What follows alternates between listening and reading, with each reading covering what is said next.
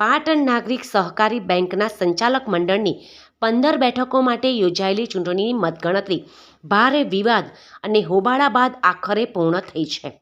ચૂંટણી અધિકારીની અધ્યક્ષતા અને ચુસ્ત પોલીસ બંદોબસ્ત વચ્ચે મોડી રાત સુધી ચાલેલી પુનઃ મતગણતરીમાં પ્રગતિશીલ પેનલના 9 ઉમેદવારો અને પરિવર્તન પેનલના 6 ઉમેદવારો મળી કુલ 15 ઉમેદવારોનો વિજય થયો છે. બેંકના ભવિષ્યનો ફેસલો કરનારી આ ચૂંટણીમાં પ્રગતિશીલ પેનલના સંયોજક અને બેંકના પૂર્વ ચેરમેન મહેન્દ્રભાઈ પટેલના પુત્ર તેમજ પૂર્વ ડિરેક્ટર અતુલ ખોડીદાસના પુત્રની હાર થતાં ભારે ઉલટફેર સાથે ગઢ આલા પણ સિંહ ગેલા જેવો ઘાટ સર્જાયો છે. પાટણ નાગરિક સહકારી બેંકના સંચાલક મંડળની 15 બેઠકો માટે કુલ 35 ઉમેદવારો મેદાનમાં ઉતર્યા હતા. આ ચૂંટણીમાં બેંકના કુલ 31,187 જેટલા મતદારોમાંથી 9,075 જેટલા સભાસદોએ પોતાના મતાધિકારનો ઉપયોગ કર્યો હતો. મતગણતરીના અંતે કુલ 778 મતો રદ થયેલા નોંધાયા હતા. રવિવારે મતદાન બાદ ગણતરીના પ્રથમ તબક્કે સર્જાયેલા ભારે વિવાદ અને હોબાળા બાદ આજે ચૂંટણી અધિકારીની અધ્યક્ષતામાં અને ચુસ્ત પોલીસ બંદોબસ્ત સાથે મતગણતરી પુનઃ શરૂ કરવામાં આવી હતી. આ ગણતરી મોડી રાત સુધી ચાલી હતી, જેમાં બંને પેનલો વચ્ચે તીવ્ર હરીફાઈનો માહોલ જોવા મળ્યો હતો.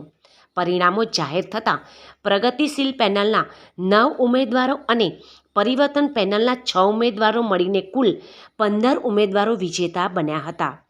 આ ચૂંટણી પરિણામોમાં સૌથી મોટા ઉલટફેર અંતર્ગત પ્રગતિશીલ પેનલના અને બેંકના પૂર્વ ચેરમેન મહેન્દ્રભાઈ પટેલના પુત્ર બિરેન પટેલ તેમજ પૂર્વ ડિરેક્ટર અતુલ ખોડીદાસના પુત્ર સાહિલ પટેલની હાર થઈ છે.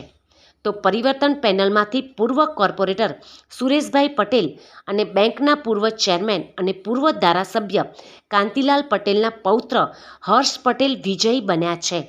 જો કે સત્તાનું સુકાન એકવાર ફરીથી પ્રગતિશીલ પેનલના હાથમાં જળવાઈ રહ્યું છે. ચૂંટણીના તમામ પરિણામો સત્તાવાર રીતે જાહેર થતાં જ વિજયી બનેલા બંને પેનલના ઉમેદવારોના સમર્થકોએ તેમને ઉત્સાહભેર વધાવી લીધા હતા અને ફટાકડા ફોડી આતશબાજી પણ કરી હતી. કાઉન્ટિંગ થઈ ગયું.